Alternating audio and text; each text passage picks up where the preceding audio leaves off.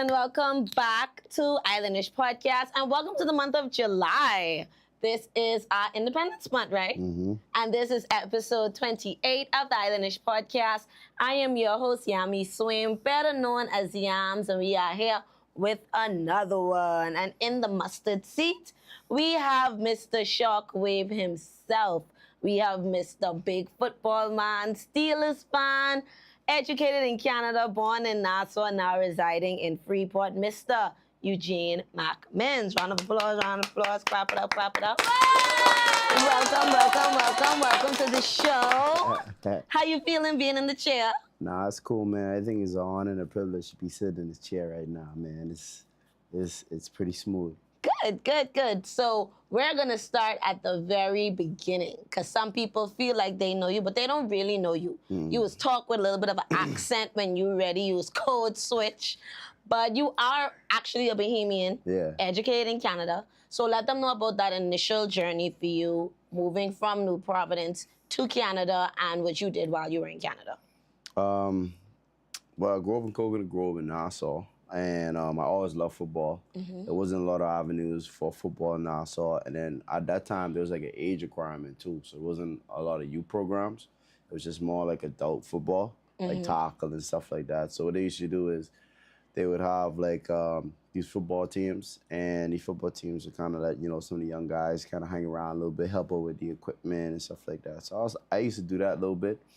There was a pastor that was around the corner from my house, and he used to take a couple of neighborhood boys and take them out to the park and play football. I think I was around 14 at the time, and I think around that time, 2004 or 5, there was a video game called NFL Street. Okay. And that was the closest I could get to playing football. Playing street football, it was a 7-on-7 video game. I thought that was pretty awesome. I did that for a bit. I learned the game of football. There was an opportunity with some visits. As I got older in grade 12, they were here in Nassau visiting. I went to the combine, did well, got a scholarship. Which team or school hosted the combine? It was actually Harlan College. Okay. Well, the funny story about that was Carl McCartney, who is a legendary linebacker who played for the Calgary Stampeders up in the CFL, Canadian Football League. He brought down maybe 4 or 6 big-time university, man. If my memory serves correct, I think it was Auburn University, Texas University was there, man. Lindenwood University was there, and the Toronto Argonauts. There was a guy from the Toronto Argonauts was there. Must have been like 110 guys to this combine. Man. Bahamian kids. Bahamian adults, kids, like everybody was there, and he had a personal trainer he brought down as well because he was still actively playing when he was down. And then I was very fortunate. He took a couple of us, and I got to train with a professional, guy. I thought that was pretty cool. So it was about 3 weeks of training. The warm-up alone was like 45 minutes. Nice. It was insane, like with these different stretches and aerobics and all of that. And I thought that's pretty cool. When he went to the Carl McCartney Combine, man, they were eliminating guys based off the warm-up. 100 and something of us, and use just a number. Everybody got their pins and stuff, right? And I think my number was 193 or 197. One was my number. And I played DB and receiver. So his personal trainer, kind of really doubled down on the drills that they were going to, give us at the combine. Man, I survived the warm-up. I mean, they were cutting 10 guys at a time.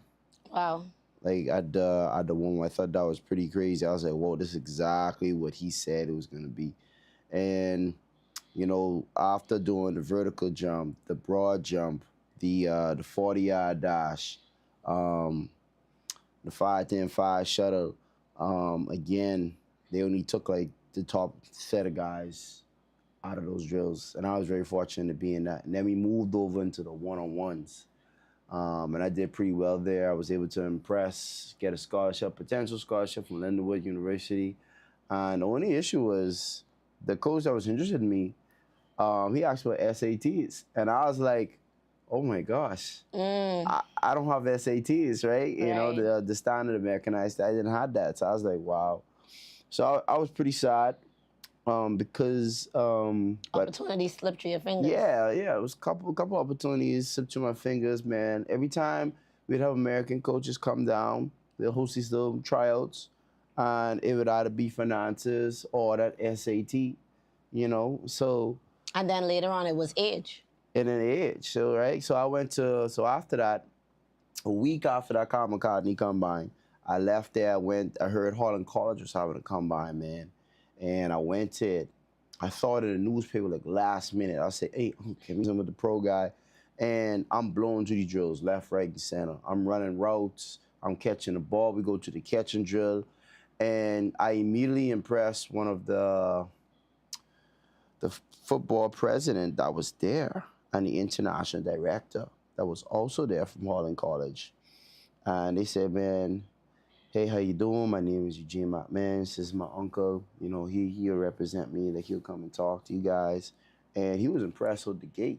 You know, fast forward now, I end up getting one of, I got a pretty good sized scholarship to go ahead and attend Harlan College. And man, I have a like-so career up there at Harlan. So wonderful. Yeah, that itself is another story. Yeah, a whole different story. Yeah. So you played through college, so that basically helped you to get to university, help you get your degree, being able to go over there. Yeah. So with that, and we're going to talk after the break about the football program you have, but what are some of the things you can tell parents, especially those who want their children to have a football future?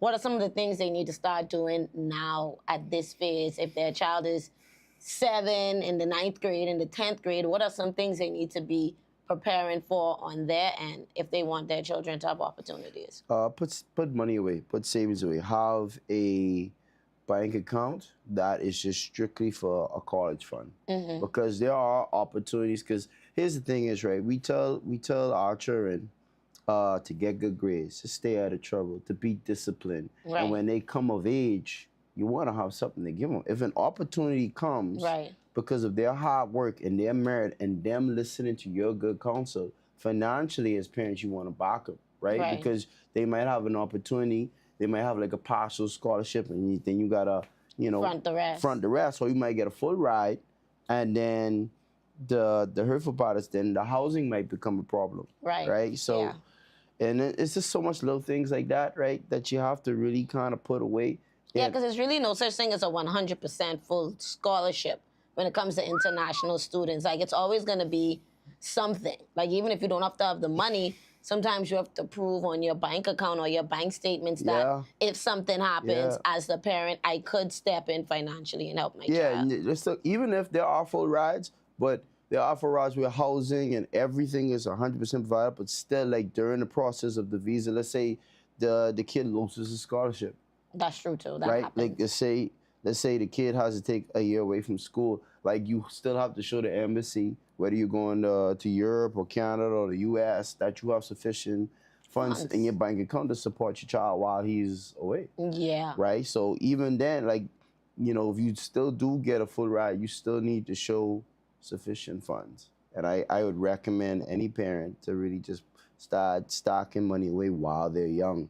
Yes. While they're young, yeah. So also, speaking about that, and you mentioned a lot about what the parents need to do, but what are some of the things you would recommend for the students to do? We did mention about their academics and being good in school and being disciplined, but if they want to get the attention of coaches and teams and scouts at schools in the U.S., Canada, or whatever, what are some things they could do even as high school students in terms of working out, footage, all those different stuff?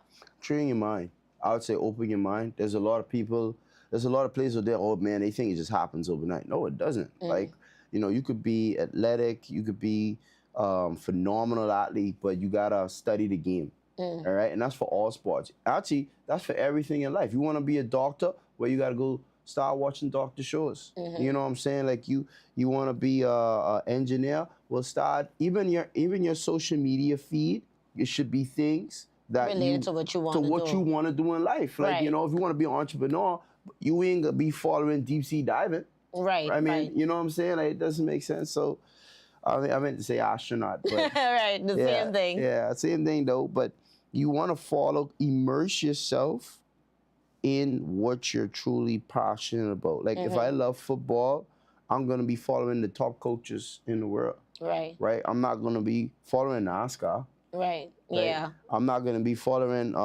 track and field. Like I'm gonna be following the best of the best. Like I want to know what they doing. I want to hear them talk. I want to hear their interviews. I want to hear how their program is. I want to hear their athlete speed. I want to hear the standard. Right. What does it take to get up there? If I could acquire some of those intangibles out the gate, that's not expected of me. That is coming from a country that football is next to non-existent, like in regards of a high school systematic structure. Yeah, like you gotta study the environment you want to go into. Good. Yeah. So that brings me to my next question. So in terms of workouts, what are the type of things? Because I know you mentioned like when you went to combines and the type of workouts they had y'all doing and things like that. So what are some workouts they should be getting their body conditioned to doing? And what should they like search on YouTube to try and find those type of workouts so they could mimic it? I wouldn't say mimic it. I would say you want to look at workouts that you can afford to do. Okay, right? Good point. For an example, right? If you look at the Bahamas in itself, right? Well, Freeport, I don't know Freeport to have a lot of hills, right? Right. Right. So, but we have beaches, right?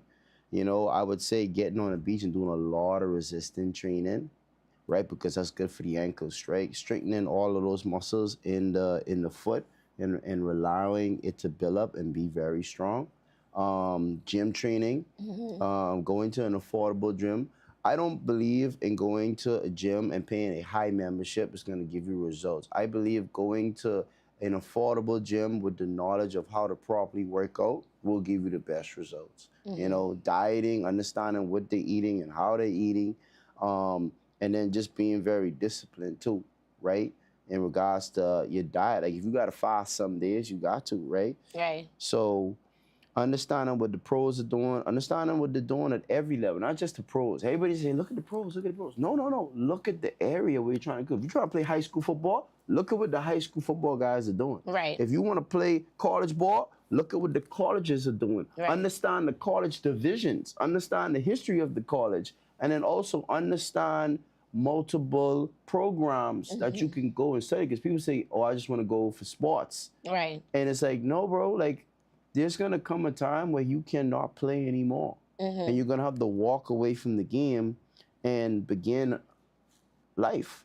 Understandable. Good point. So we're going to ask you one last question before we go on our commercial break. You recently had, just this week, Scoot Watson, who is a coach, the head coach for Greenville High School. He's the head football coach, and that school is in South Carolina. And they had different coaches here, and they train with a lot of the young people who were present. And first of all, I want to say congratulations on having that. Thank you. They've never been able to come over here and pull off that camp, and you were able to assist them with doing that. With that camp and them being here, what are some of the takeaways and things that they mentioned about some of the young talent we had here in Grand Bahama? Man, first of all, they were impressed about a couple of guys, and you know, I have to put a fact statement on there. That man has about 25 plus years of football. He has seen tremendous amount of athletes. There's so many other ways he could have spent his time, but he wanted to come here and really give back and volunteer his time to coach our people, and I thought that was pretty cool. You know, because he could have been doing something else. Right. But I know for a fact, him coming down here, it really opened the eyes of a lot of the kids that are in my program, right? Because I'm trying to tell them, I say, hey, this is the standard. Right. This is how practices are. This is how they're going to be. It's the little things that matter. And to be honest with you, when the coaches were coming down on them, the only reason they got mad at them because for the little things, like they wasn't paying attention.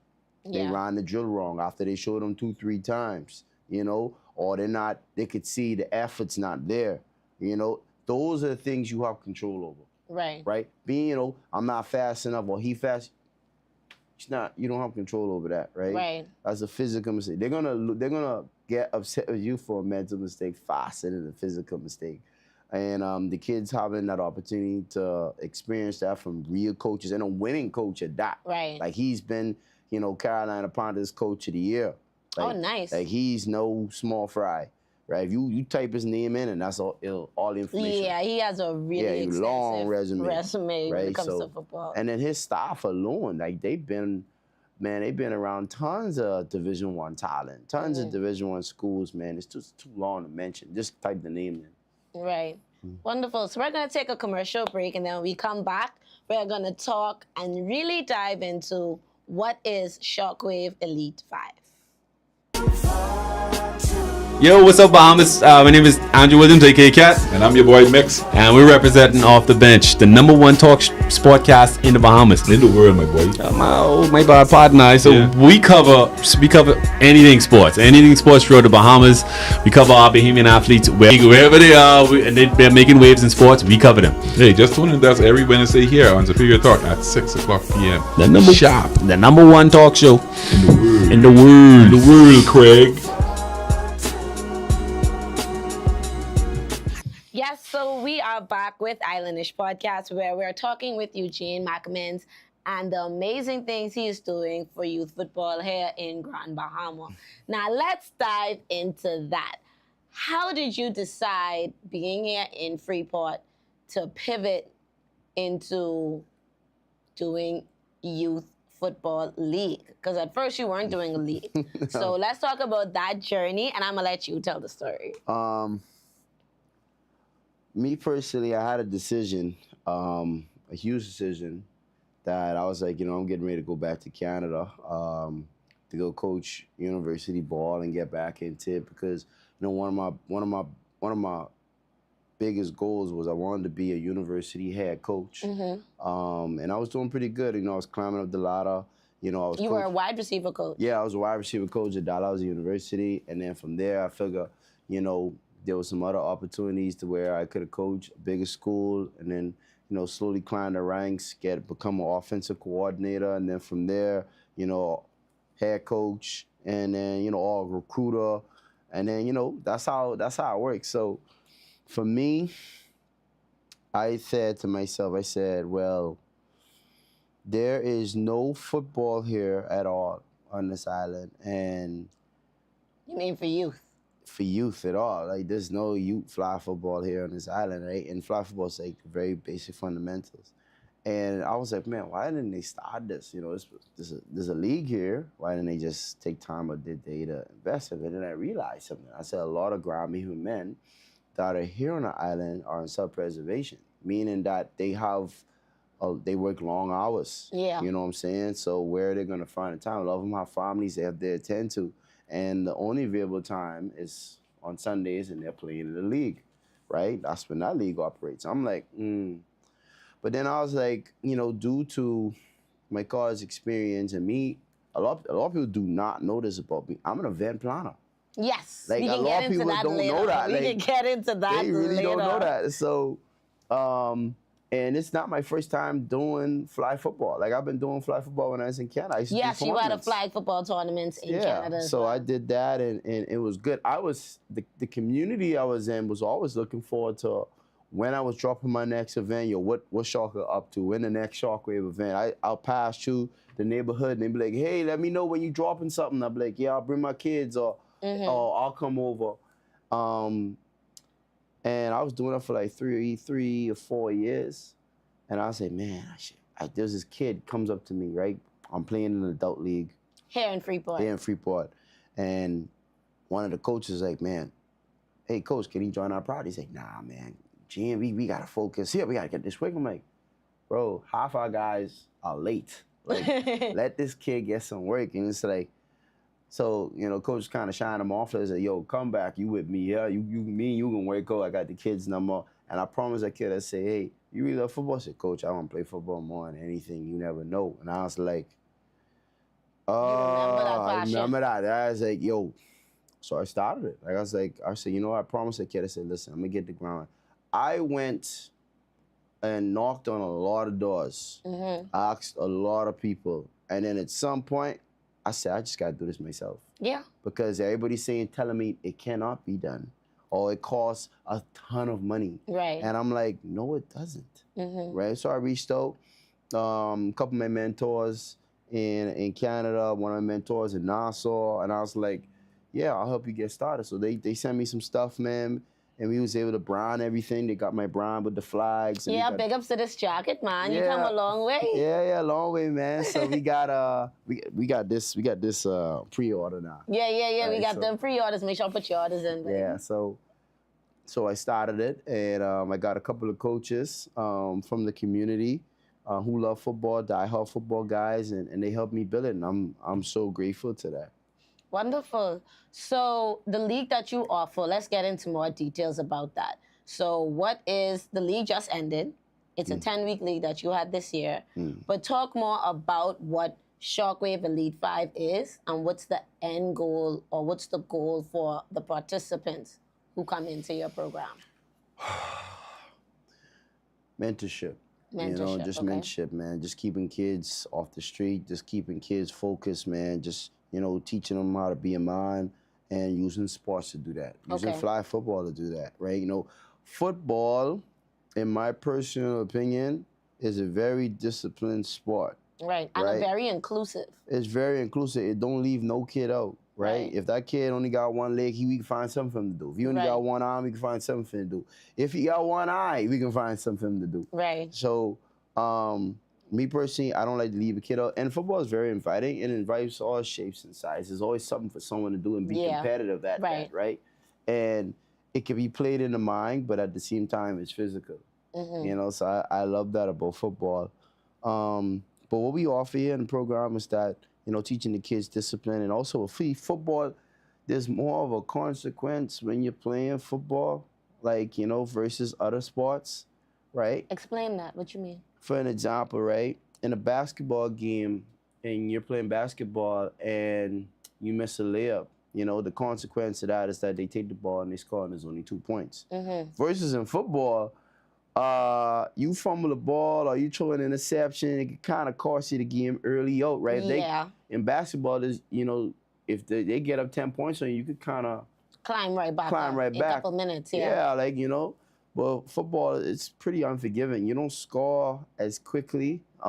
Everybody has to be on the same page. You cannot freestyle and do your own thing. Right. You cannot, it ain't a one-man show either, right? You need everybody to be on the same page to execute. And in order to score, when the ball snaps, you got to pass it to another person, right? You can't just inbound the ball versus basketball and just 1, 2, 3 and go. Can't really do that in football.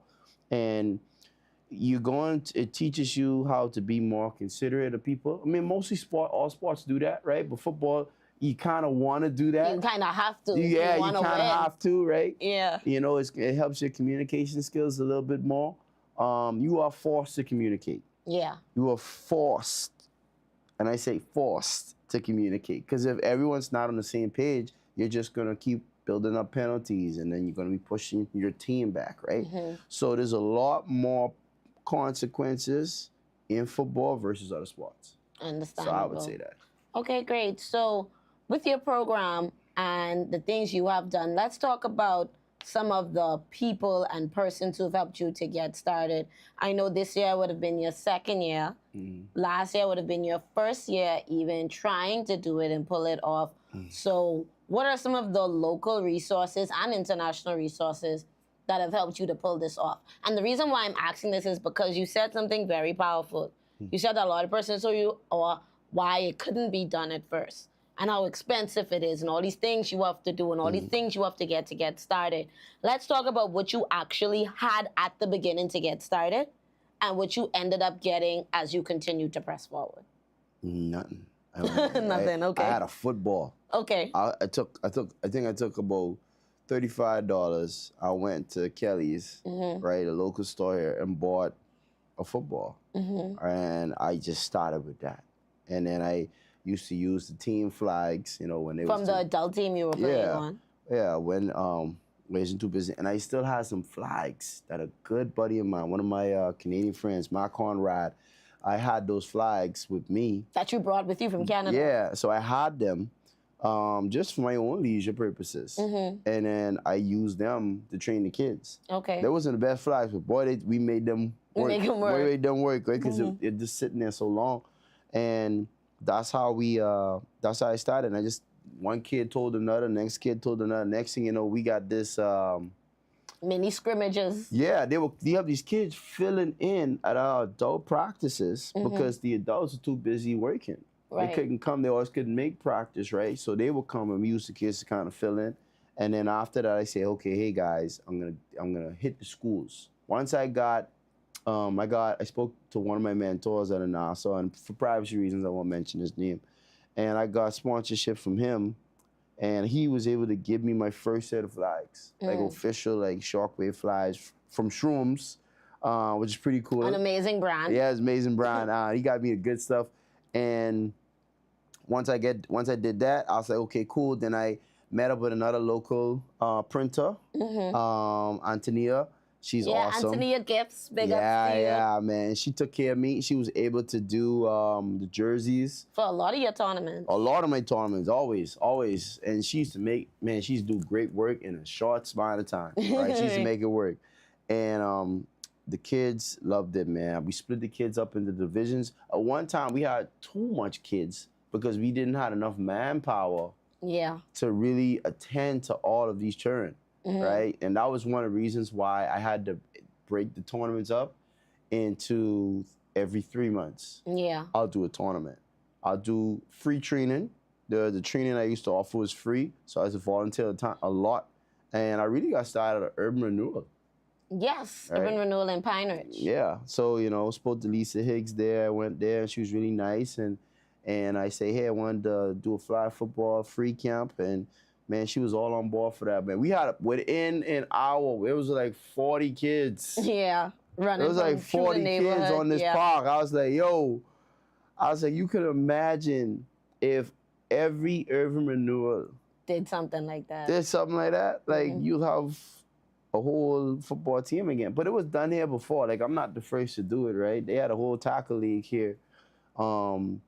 But I was able to do very well because I had a lot of wise men who were here when they had a youth tackle football league here. Yeah, giving you advice. Give me a lot of advice, what to do, what not to do, and I listened to them. Yeah. I listened to them intently, and they told me all the things they did to make it rise, and they told me the fall of it. So I was like, okay, I'm gonna take this hard, priceless material. Yeah. And I brought that and then that's how I was able to launch Shockwave. There's so much other details, but that's it in a nutshell. Okay, great, great. So this year you were able to have your 10-week league, which is very commendable. Let's talk about that. Your home field is the Salvation Army field in the back of the Salvation Army Center.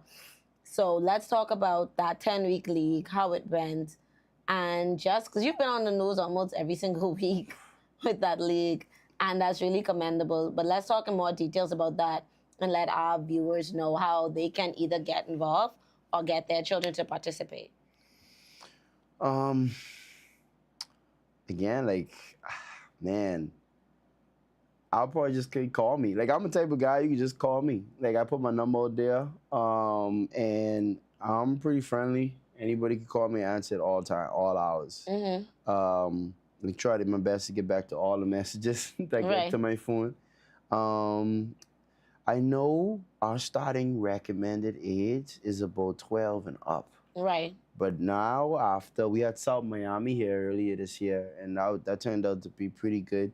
We're probably going to branch off and start with a little younger. And have a little pee-wee section. Have a pee-wee section, and I'm excited to get that started. And there's a lot of parents that have no problem bringing their child out to that. So that's really going to help the league grow. And then when they get older, then they go play with the big boys. Right. And my goal is, personally, here is to, if you build stronger men, you have a stronger society. Facts. That's something I believe. Like, if you mentor the men, you'll have a stronger society. And you'll have stronger homes. You'll have more focused guys. They're more educated. And I'm hoping to have more seminars and guest speakers come out and educate the boys about the banking system, teaching them about how to get a passport, how to get your visa, how to buy a car, how to save up for a car.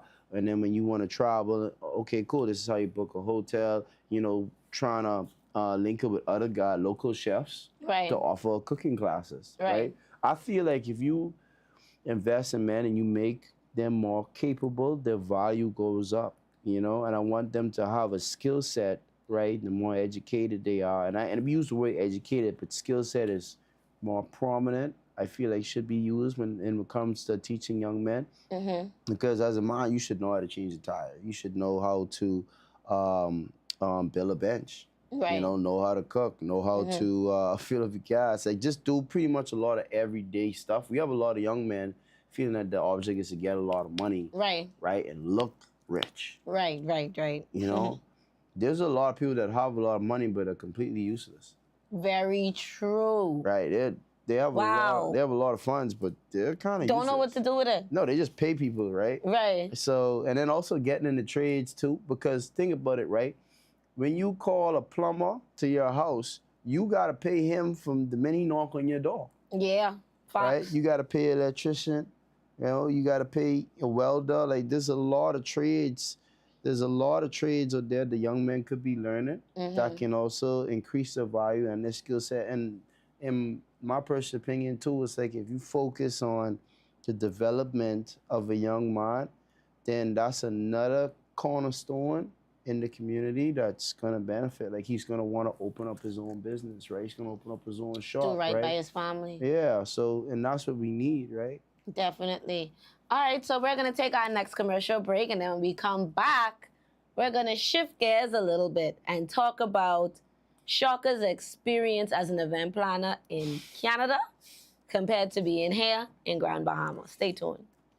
Hi, everybody. I'm Jason. And I'm Cheryl. Join us here on Superior Talk Bahamas YouTube channel every Tuesday at 6 for Let's Talk, where we talk about issues that matter to you.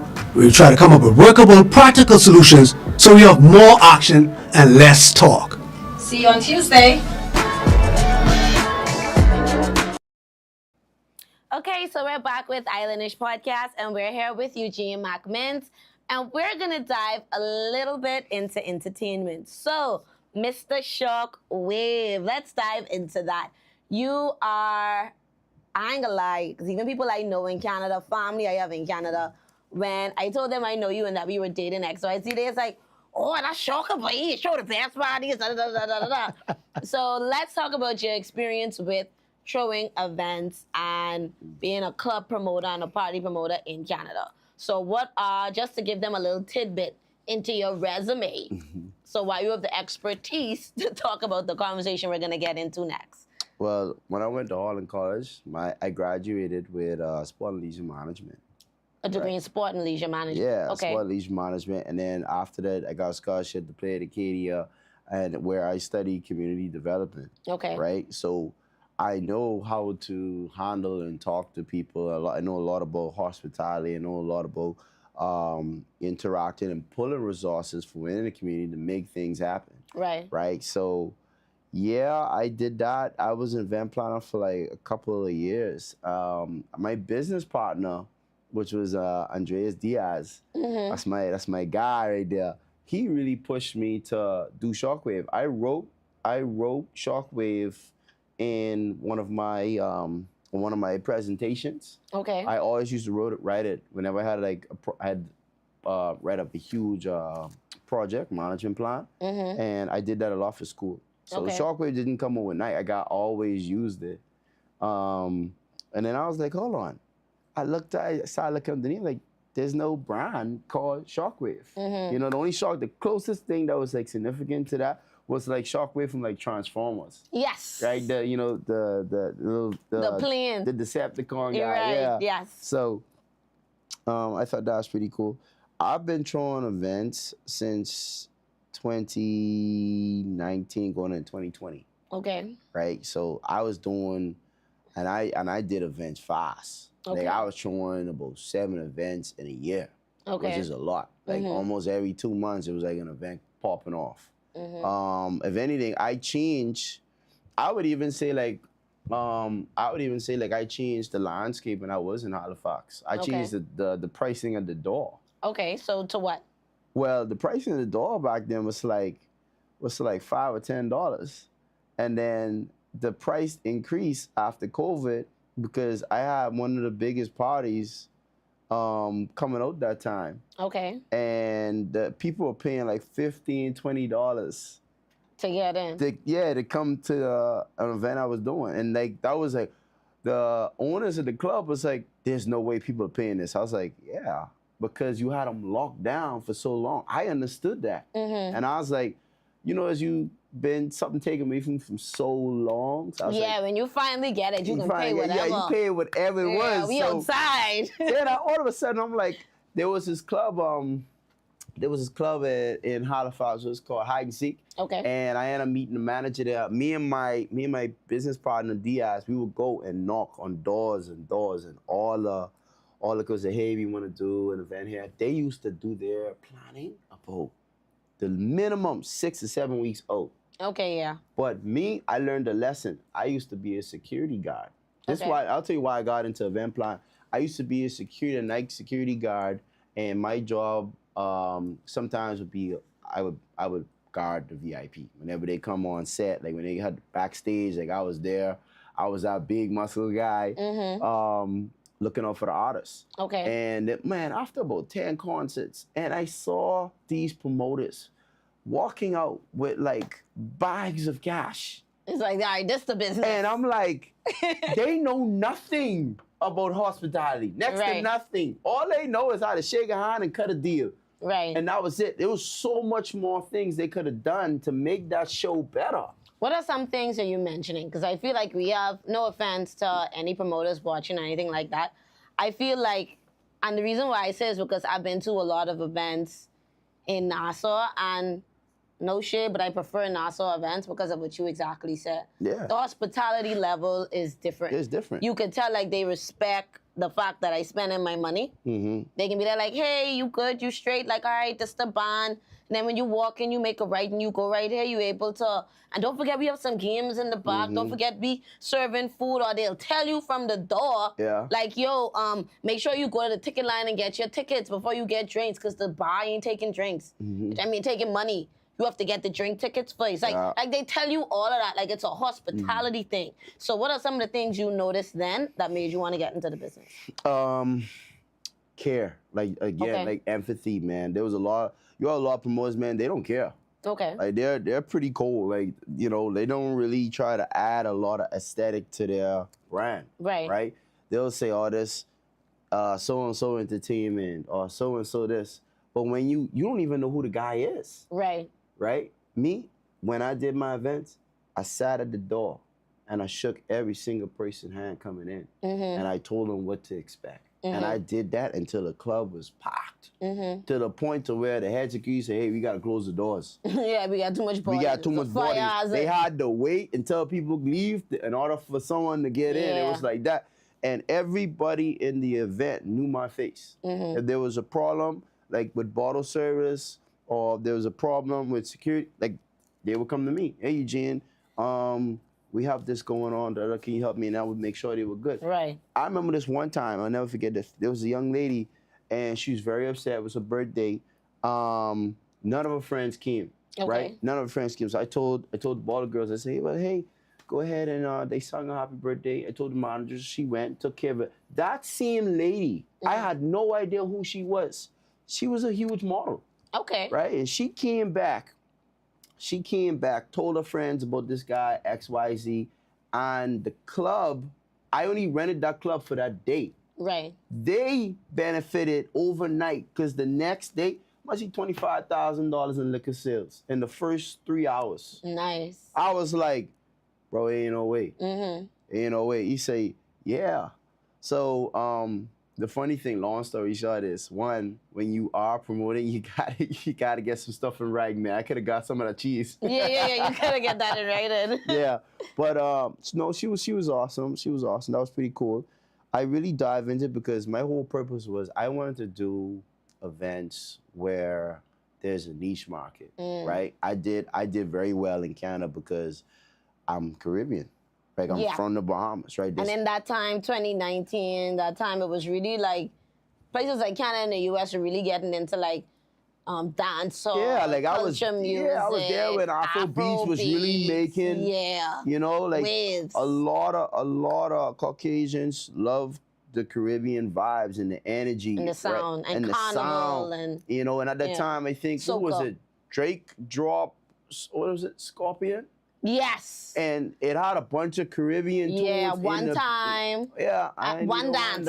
Yeah, one dance. And you listen to the songs, there's a lot of mix, there's a lot of that Caribbean tunes in that. Yeah. So I was like, hey man, they used to have Caribbean nights waiting, they stopped them. I brought it back.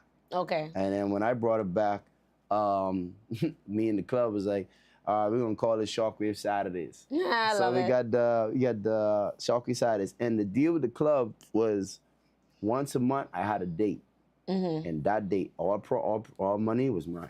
Okay. So that's how I got into it, and then it got big. After a while, I was doing pretty well. Word got out, and I ended up doing an event with the city of Halifax, and we did a soca event there. That was awesome, right? Nice. We flew in a guy from the Bahamas, a DJ one time. This guy was awesome. Still awesome. Yeah, Big up this to guy. DJ one time, he doing this big one. Yeah, now. he come in, man, and he had the entire crowd doing like a Congo line. Yes, that's his thing. Like I recorded that, and I was like, man, see? And then at the same time, I had another DJ. His name is DJ Riggs. Yeah, right? big ups to DJ Riggs. Happy belated birthday. DJ Riggs, I told this guy, I said, bro, if you didn't keep deleting your Instagram, you would have been bigger than Overdose. I told him that. I was like, man, you dude is hard. Like, he's talented, right? So he comes up there.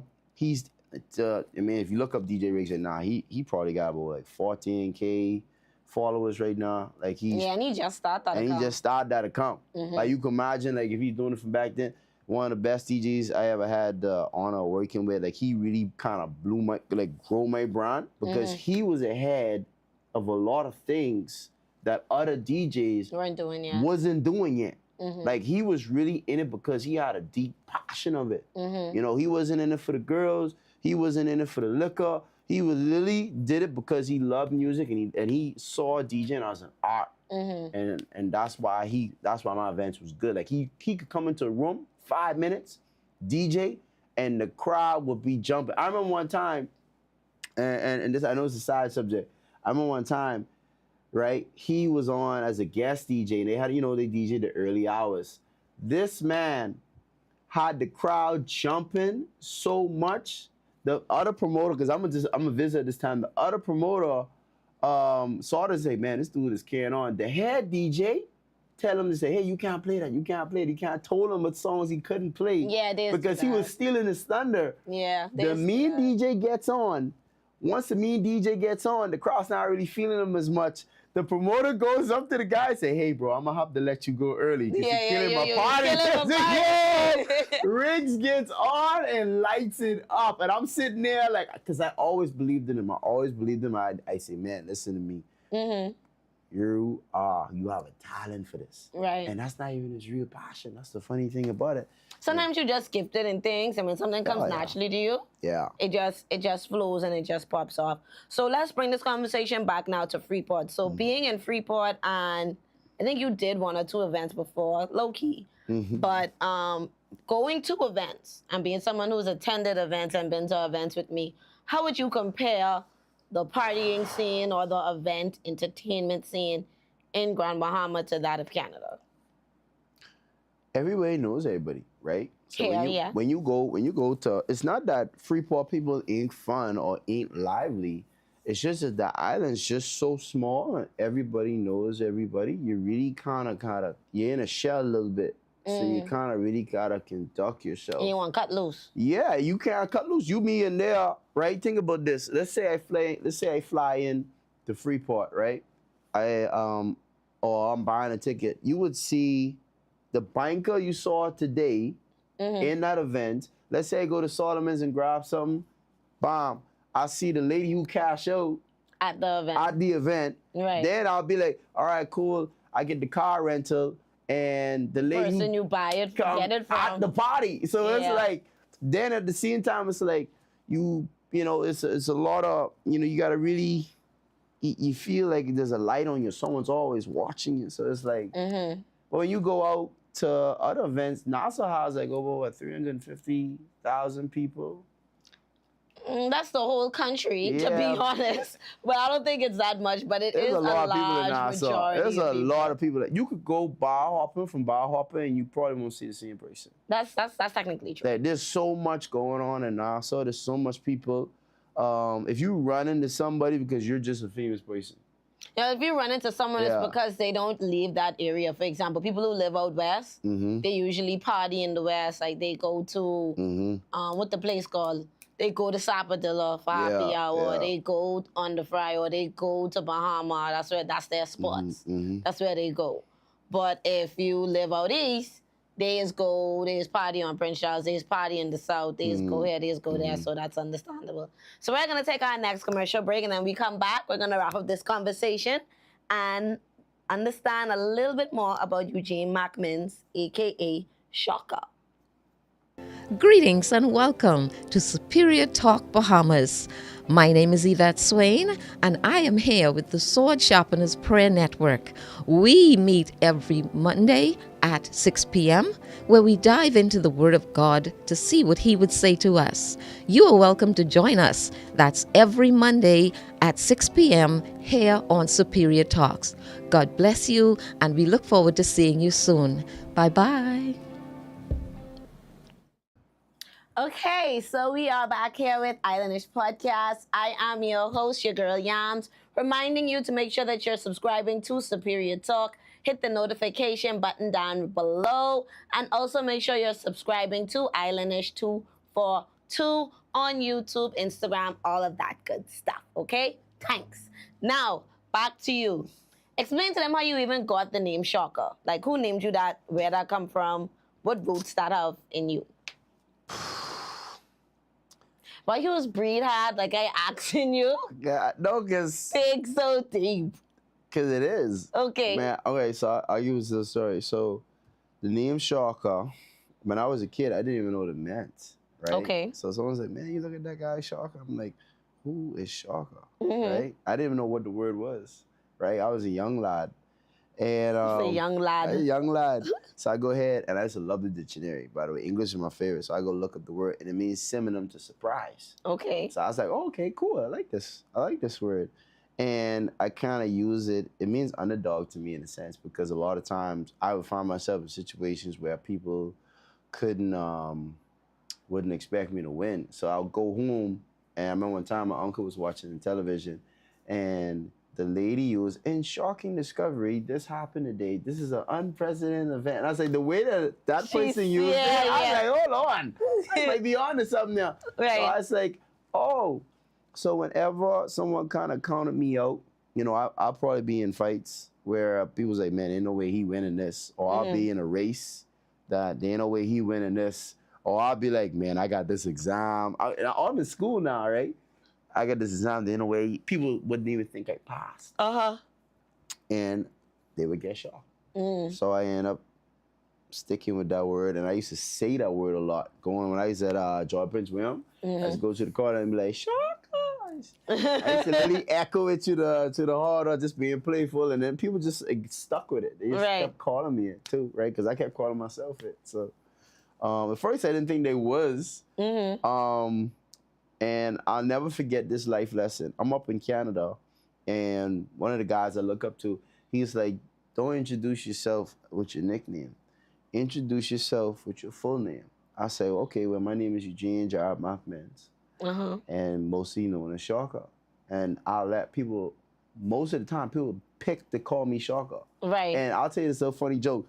People be like, I'm not calling you that. Your name is Eugene. I'll be like, okay, cool, call me Eugene. And funny enough, so much people, they end up still calling. They still call me Shocker. Even though they say they ain't gonna call me Shocker, they say, yo, I ain't calling you that. I'm like, yeah, like, okay, cool. And it just rubs off on people. Right. Right? So, have that effect.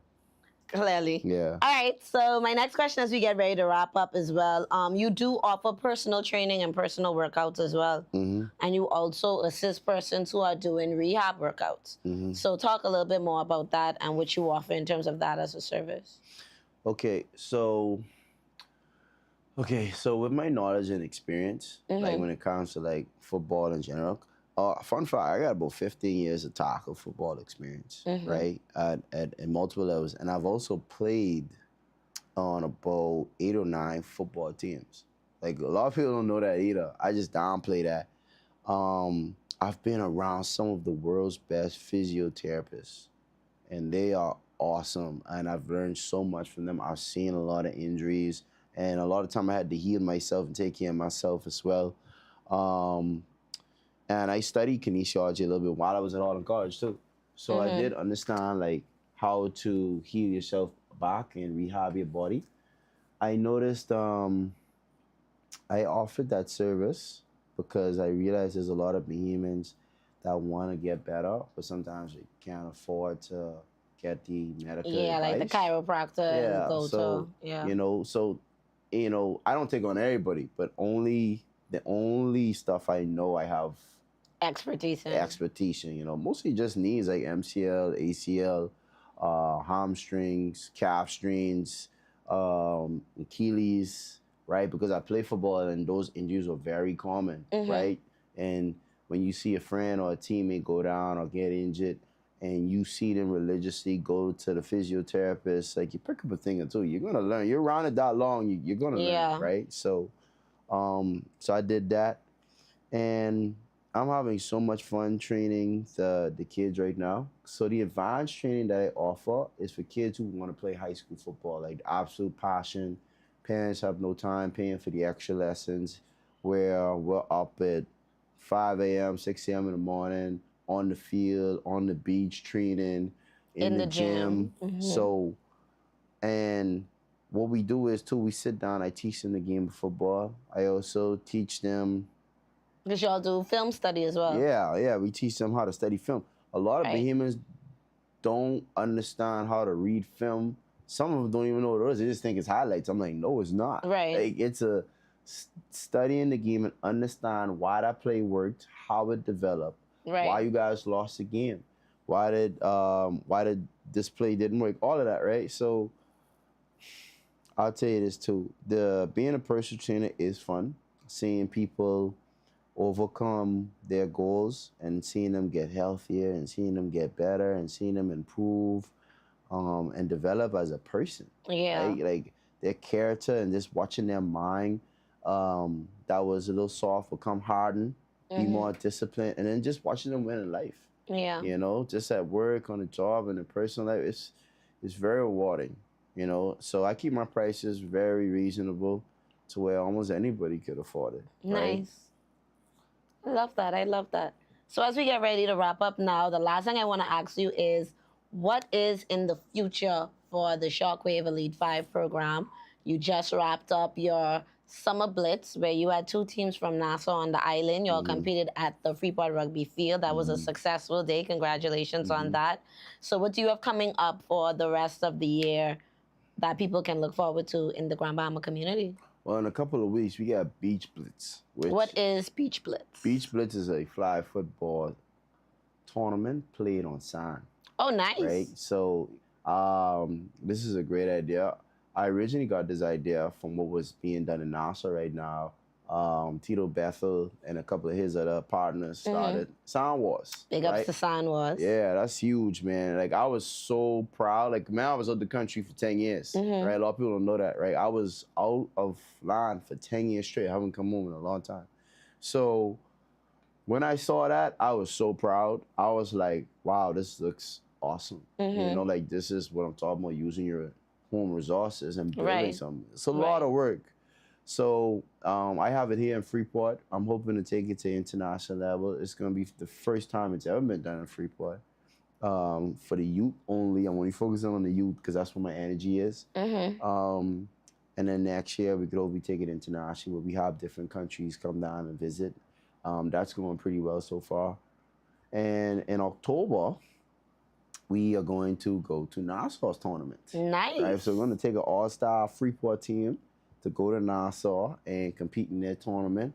I'm so excited about that. And to wrap up the year in November, we have the second annual Island Gridiron, where we play underneath the lights at the rugby club to kind of give them a experience. So I'm excited for when time changes. So yeah, when it gets a little darker. The kids look forward to it. Yeah. They really do.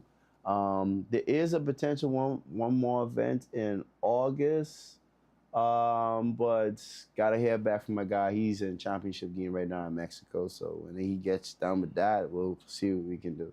Awesome. So continue to do the amazing things you're doing. Also, congratulations on getting the non-for-profit license for the Shockwave Elite 5. You're legit. Yeah. That's a big deal. That's a big thing. It is a big deal. It's important for programs like this to make sure they're legitimate papers, because when certain opportunities like grants and funding come around, you need to have your paperwork. So congratulations on that.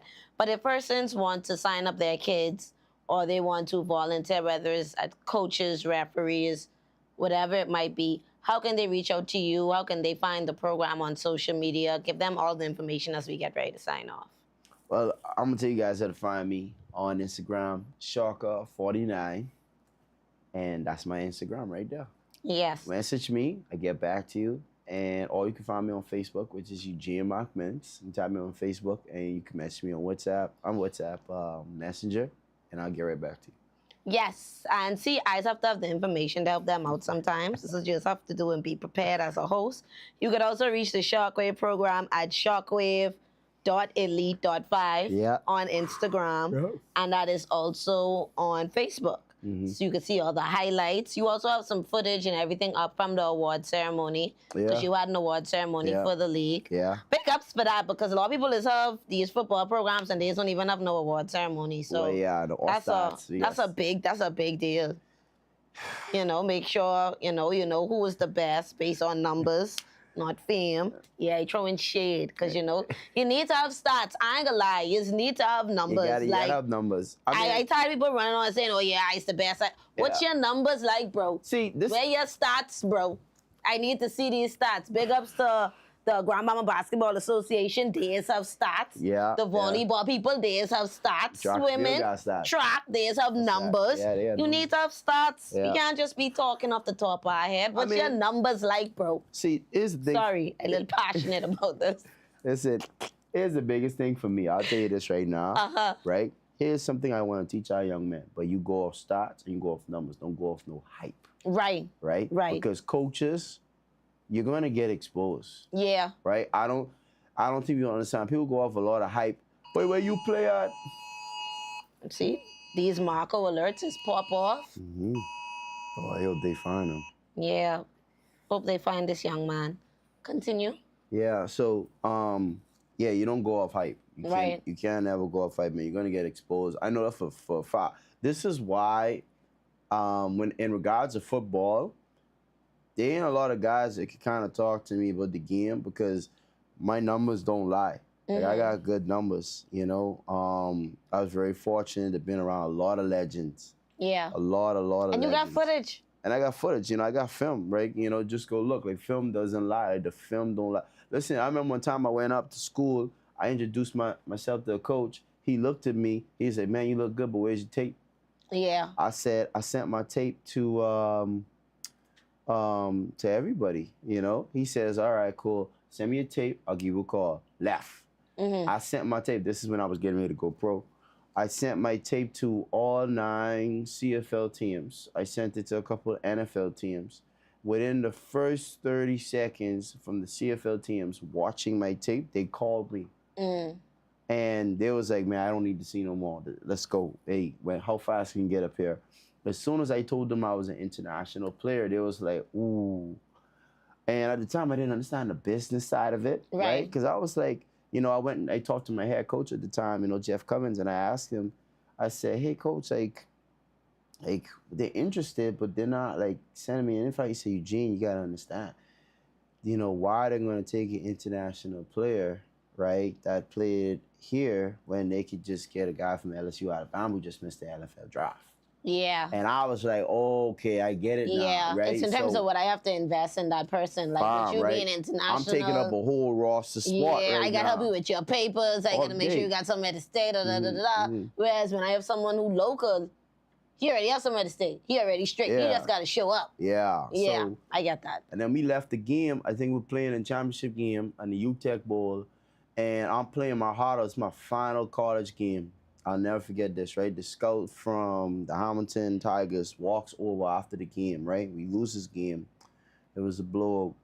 And this gentleman walks all the way, packed heads. I mean, the field is flooded with people. He walks straight up to me, shakes my hand, and he said, "It is a shame you are an international player because if they didn't have that rule change, you would have been a first-round draft pick."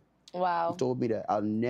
Till this day, I'll never forget that. And I was like, in a way, I got the validation I needed. Like, I could have definitely played in the league. I could have definitely made it. So I think that was what encouraged me to take one more shot to try get there. I went to a combine in Hamilton, Ontario, Diamond in the Rough, and they had scouts from all over, man. And this guy here invited me. He said, "Man, you guys are awesome." They cut so much guys. And I was like in the last 15 guys. I mean, they were going one-on-ones and I did well in the one-on-ones. QB just kept overthrowing me though. Right. Jeez, I couldn't get that. But anyway, the guy after the conference was over, there was a guy here and he says, "Hey, I'm gonna invite you to Miami Dolphins camp, but you're gonna have to get your own way there." And then the next gentleman was like, "Hey, there's another camp we can get you to the Washington football team," right? But when they were just the Washington football team before they changed the name to the Washington Commanders, and I say, awesome. I worked so hard. I worked, I want to see 16 hours straight. I finally saved up enough money, and then COVID happened, and they shut down all the borders, and I was stuck in Canada. It'd be like that, though. I couldn't go. I was like. And moral of the story, when you're international, you have to be not just prepared, but you also have to be 10 times better than the competition. You have to give them no excuse and no reason and no outs. Like, you have everything straight, paperwork straight. I got my own money. I can show up tomorrow. I'm ready to go. G-O, go. Right. Yeah. All right, so let's wrap this up because we have been talking for an hour, but this has been an amazing conversation. I do want to bring you back very soon, possibly with one of the players. Yeah. One of your young boys. I would love that. For them to come on here and talk about their experience learning from you. Yeah, we got a bowl. Maybe about 4 or 5 guys get ready to leave the program to go to school, and I'm just nice sending them off. Yeah. When But that's stuff that you say. You don't leave that out of the interview. No, man, God is in control. I just don't think it, right? Right.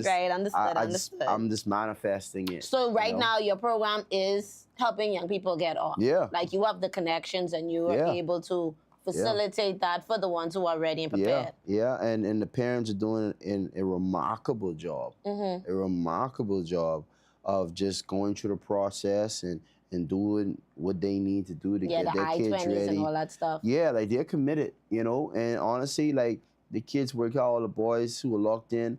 There's quite a lot of young men grades have even improved from being in the program. Good. Man, listen, parents be sending me the report card, and I'm proud. I don't have kids of my own, but I'm so proud of them, man, just taking care of business off the field. Yeah.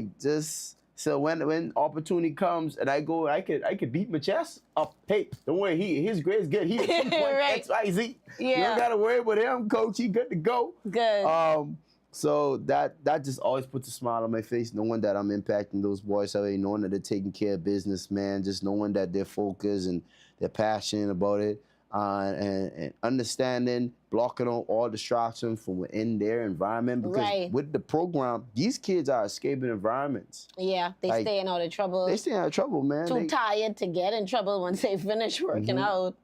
And really staying focused and locked in school. And I feel like that's a big thing too. Especially when I was coming up in Freeport, it was so much more programs and things for young people to be involved in and to stay occupied. And even if we had social media back then, I wouldn't have the time to be on it. Yeah. Because I was so busy with so much different free programs we had in our community. So thank you so much for what you're doing here in Grand Bahama. Even though you're a visitor with us, you're gladly becoming part of the roots. Yeah. And we love to see it. Continue to do what you're doing. Congratulations and all the best with everything. Yeah, man. But you guys, that has been Islandish Podcast. Thank you guys for tuning in. We'll be back, God's willing, very soon with another episode, bringing you conversations and people that matter on our family islands. Catch y'all later. Peace.